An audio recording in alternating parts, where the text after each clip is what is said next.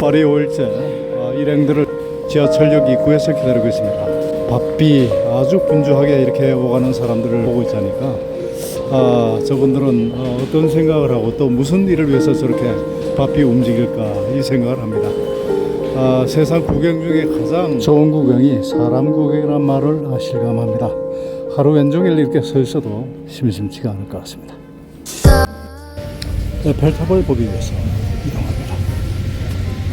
계속 비가 추적추적 오기 때문에 근처에 있는 카페에 들어서 아침 식사를 합니다. 카페 데 두르카뚜루. 19년에 이게 혁명 있었어요, 프랑스에서. 네. 그래서 우리 1889년에 만드는 에펠타워예요. 누가 만들었어요, 에펠타워? 에펠 건축가예요.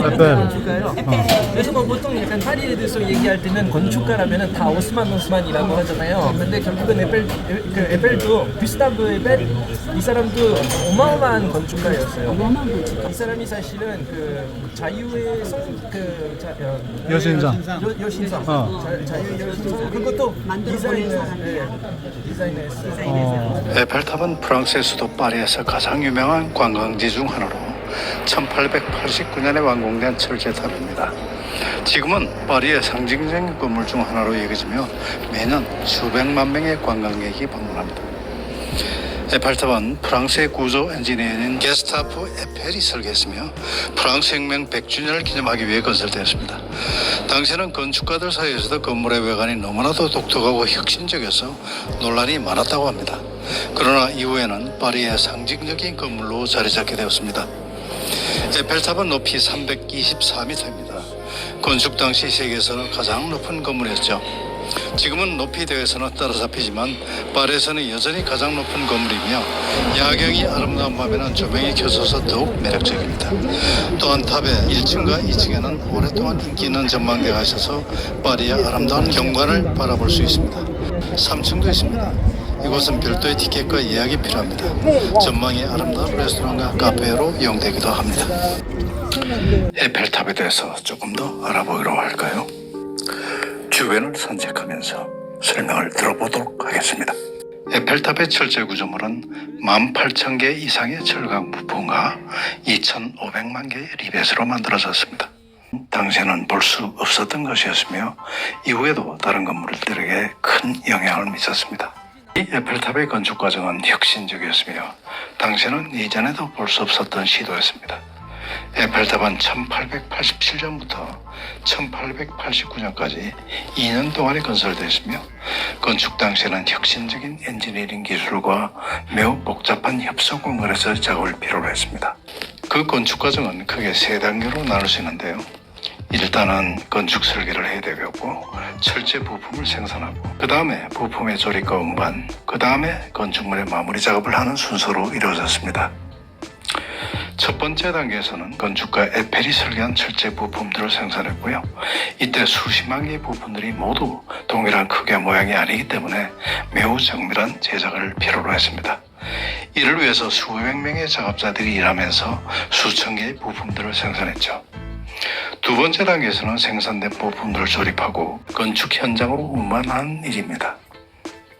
이때 에펠탑이 지어진 곳은 파리의 중심에 위치해 있어서 협소한 도심 지역에서 건축 작업이 필요했고 이를 위해서 건축가 에펠은 전에는 볼 수 없었던 크기와 형태의 장비들을 개발했습니다. 마지막 단계에서는 건축물의 마무리 작업이 이루어지는데요. 이때 건축가 에펠은 건축물의 안정성과 안전성을 보장하기 위해서 매우 정밀한 계산과 분석을 수행했다고 합니다. 이러한 혁신적인 건축 과정과 엔지니어링 기술 덕분에 에펠탑은 당시에는 세계에서 가장 높은 건축물이었으며 지금도 프랑스의 상징적인 건축물 중 하나로 여겨지고 있습니다. 예, 이게 드디어 이제 샹젤리제 거리로 나왔습니다. 지금 그 쿠킹 클래스가 있어서 여성분들은 그 프랑스 요리 그 쿠킹 레슨 들어가고 우리는 잠시 구경하고 그 다음에 밥 먹고 오후 일정을 또 이어가기로 그렇게 했습니다. 이쪽이 라데펑스예요. 라데펑스고 파리에는 정말로 연주자들이 많이 있습니다. 지하철 통로마다 그리고 또 루브르 박물관이나 곳곳에 길거리 공연들을 합니다. 다시 지하철을 타고 요리 교육이 있는 곳에 도착을 했습니다. 그 과정을 살펴보면 요리를 배우고자 하는 사람들을 모아서 옷도 갈아입히고 그 다음에 레시피도 주고 재료도 주고 또 이 셰프의 지도해서 그를 요리를 해가지고 그 다음에 그를 함께 시식하면서 마무리 짓는 일종의 그런 코스인데요. 여성들은 이 코스를 듣고 저희들은 그저 구경만 하다가 따로 점심을 먹기로 했습니다. 결과적인 얘기지만 우리는 밖에 나가서 어떤 중국집에 들려가지고 정말로 무슨 짬뽕이나 이런 국물이 있는 요리 또는 볶음밥 뭐 이런 것들을 생각하고 들어갔었는데 완벽하게 프랑스화된 그런 중국 요리라서 그냥 쉬고 달기만 하고 완전 실패했는데 값은 우리 아모리 그 다음에 분도 아버님 이렇게 셋이서 72유로를 냈거든요.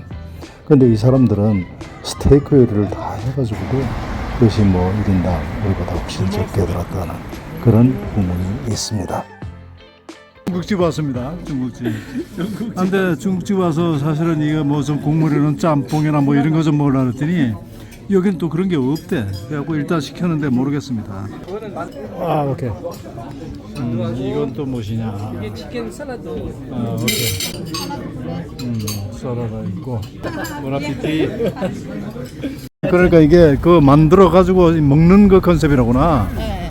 자기들이 아, 그렇네. 30분 동안 어. 만들고 근데 30분 동안 자기 걸 각자 만드는 게 아니라 다 같이 만들어서 다 같이 만들어서 이제 나눠서 이제 먹고. 그리고 그래서 프라이팬에 수업을 그 옆에 계시던 분은 저기 뭐야 일하다가 점심시간에 나와서 해서 먹고 그리고 자기 일하러 가야 된다고 그래서 뭐 배우셨어요? 여기 있어가지고.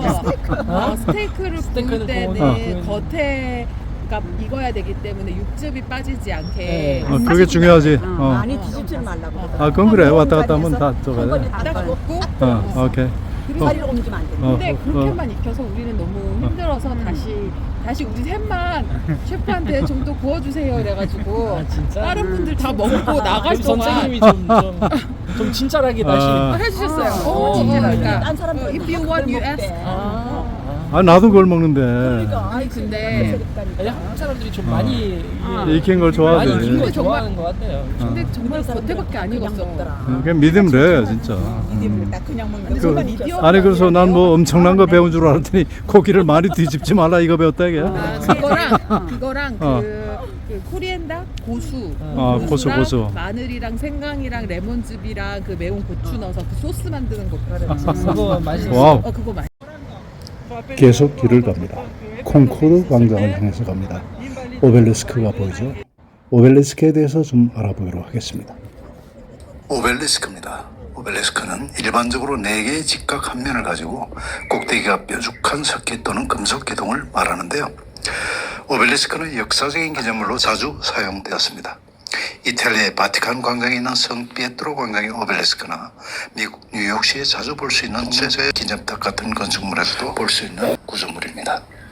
이들은 일반적으로 관용석, 석회암, 화강암, 석재 또는 금속으로 만들어졌으며 때로는 인상적인 조각이나 묘지의 마크로 사용하기도 했죠. 오벨리스크는 종종 어떤 국가, 지역 또는 개인의 권력과 영광을 상징하는 데 사용하기 때문에 오늘날까지도 많은 역사적인 기념물로 유지되고 있습니다. 오벨리스크는 단순한 형태와 강력한 상징성으로 인해서 현대 건축물에서도 사용되고 있습니다. 대표적인 예로는 미국의 워싱턴 DC에 위치한 조지 워싱턴 기념탑의 오벨리스크나 프랑스 파리에 위치한 컨코드 광장의 오벨리스크 등이 있습니다. 많이 걷고 걸어서 드디어 루블 박물관 앞을 왔습니다. 여기가 이제 루이 14세 때까지는 여기가 궁정이었었는데 베르사유를 이제 짓고 나가면서 여기가 이제 박물관이 된 거죠. 저도 뭐 참 와본 지 참 오래됐는데 1년에 100만 명 이상씩 온다는 아주 유명한 박물관이죠. 네, 루블 박물관. 루블 박물관을 모르시는 분들은 없겠죠. 저도 여러 번 왔던 곳입니다. 루블 박물관의 역사는 12세기에 거슬러 올라갑니다. 당시에는 루브르 성이 있었는데 이 성은 프랑스 국왕들의 궁전으로 사용되었습니다. 16세기에는 프랑스 국왕 프랑수아 1세가 루브르 성을 확장하였으며 이후 프랑스 국왕들은 루브르 성을 거주지로 사용하였습니다. 1793년 프랑스 혁명의 영향으로 루브르 성은 국립박물관으로 개장하였습니다. 이후 프랑스 국왕들의 유산과 많은 작품들이 루브르 박물관에 모여들었습니다. 이를 통해서 루브르 박물관은 세계적으로 유명한 미술 박물관 중 하나로 자리 잡았습니다. 이 루브르 박물관을 제대로 보려면은 한 달 동안 매일 출근하다시피 도시락 싸서 그리고 한 달 동안 계속 봐도 더 볼 것이 있다는 곳입니다. 옛날에 이게 왕의 궁이죠. 프랑스 혁명 때 왕이 쫓겨나면서 왕이 갖고 있던 물건들을 우리 대중들도 좀 보자 해가지고 만들었다는 그런 얘기가 있습니다. 루브르 박물관은 지속적으로 확장되어 왔습니다. 1989년에는 루브르 박물관의 새로운 입구인 피라미드가 개장되었고 이후 계속해서 확장되어 다양한 문화적 활동을 전개하고 있습니다. 오늘날 루브르 박물관은 세계적인 유산인 38만 점 이상의 미술작품, 유물, 그리스, 로마, 이슬람의 고대 문명, 그리고 동양 예술 등을 소장하고 있는 세계적인 박물관으로 성장했습니다. 시간적이기 때문에 루브르 박물관 안으로 들어가 보지는 못했습니다. 대신에 밖에서 전체를 조망하면서 사진도 찍고 즐거운 시간을 보냈습니다.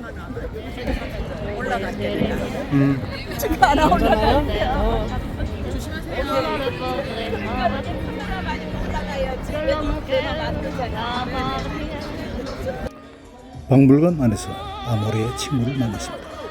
팝핀 댄스를 추는 친구들 같은데요. 춤판이 벌어졌습니다.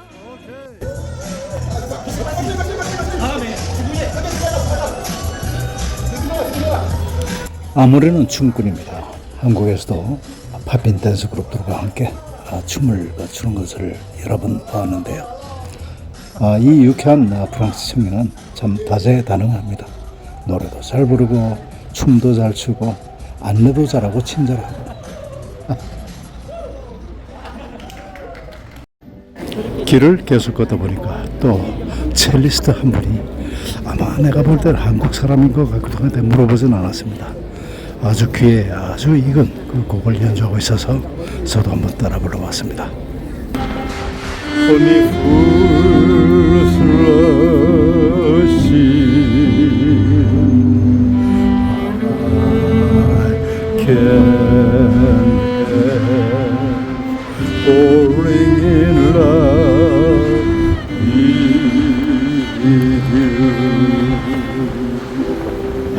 파리는 예술의 도시라고 하더니 정말로 곳곳에 예술가들이 있습니다.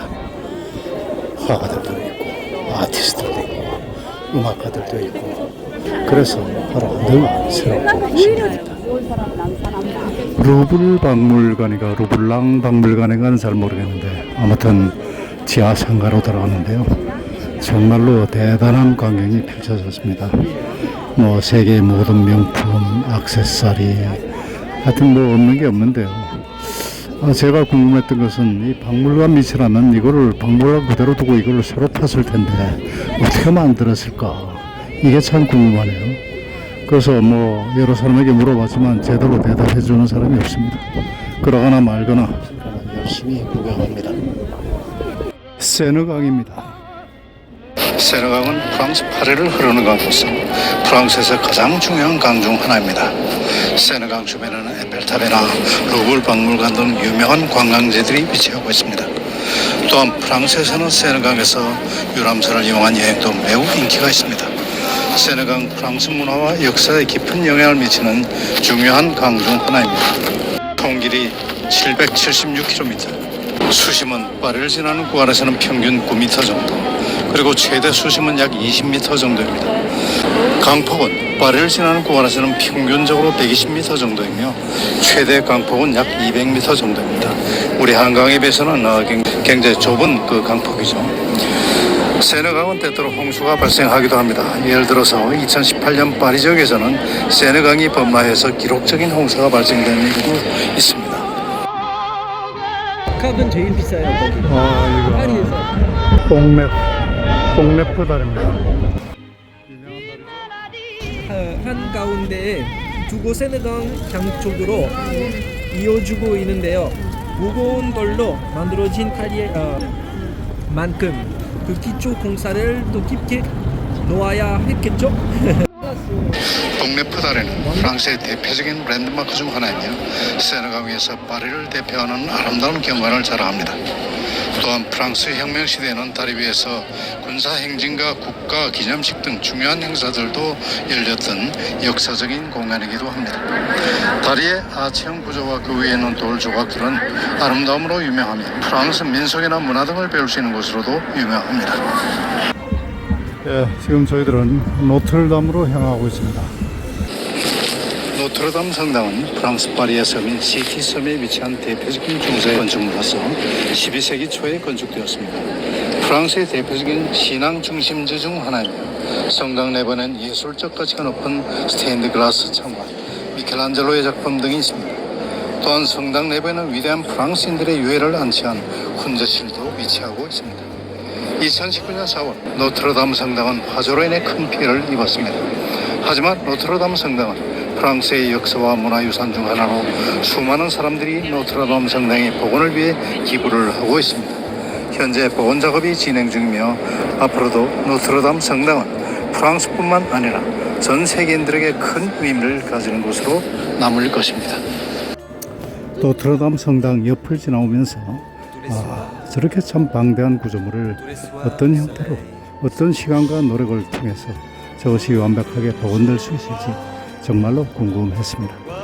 저는 어떤 사물을 보고 어떤 풍경을 볼 때는 엔지니어적인 그런 관점에서 보는 경우가 많이 있습니다. 그냥 아름답구나 이런 것이 아니라 역사적인 배경, 또 저걸 짓기 위해서 얼마나 많은 인력과 노동력과 장비가 그리고 또 장구한 시간이 흘렀을까 이런 점을 생각합니다. 아무튼 이 복원 작업이 잘 이루어져서 인류 문화유산인 이 노트르담 성당이 완벽하게 복원되기를 바랍니다. 노트르담에서 라데팡스역으로 1번 지하철을 타고 집으로 갑니다. 이렇게 또 하루가 갑니다.